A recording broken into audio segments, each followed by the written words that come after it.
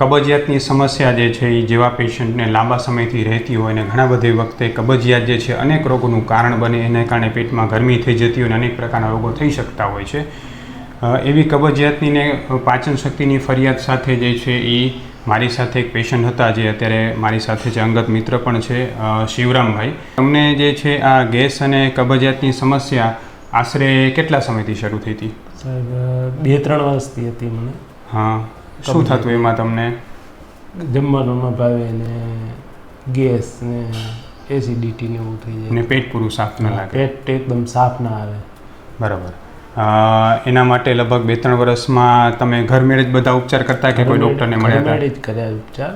બરાબર. ડૉક્ટર પાસે તો નથી ગયો. પણ એનાથી પછી કાંઈ ફાયદો થતો કોઈ રાતનું શરીરમાં કેવું રહેતું એમ? એનાથી ઘર મેળેથી કાંઈ નથી થયું. લાંબા સમયથી તમને જે આ ફરિયાદ રહેતી કબજિયાતની, તો એના પછી તમને એના કારણે કબજિયાતના કારણે કાંઈ બીજી તકલીફ થતી શરીરમાં?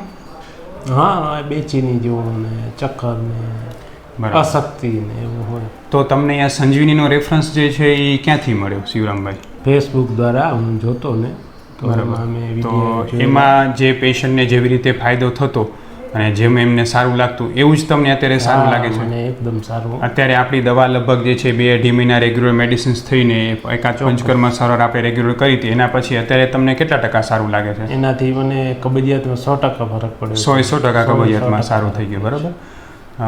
તમારા માધ્યમથી હું લોકોને એ સમજાવવા માગું છું શિવરામભાઈ કે કબજિયાતની ફરિયાદમાં માત્ર ફાંકી લેવી, ગોળી લેવી એ એનો પરમેનન્ટ સોલ્યુશન નથી. પરમેનન્ટ સોલ્યુશન એ છે કે પાચન શક્તિ સુધારવી. ચોક્કસ. લોકો જે છે એ શું કરતા હોય કે પેટ સાફ માટે દવાઓ લેતા હોય, દવા લે ત્યાં સુધી પેટ સાફ રહે અને સાથે સાથે એ પેટ સાફની દવા એને શરીરમાં બીજા બધા પણ નુકસાન કરીને આદત પણ પડે.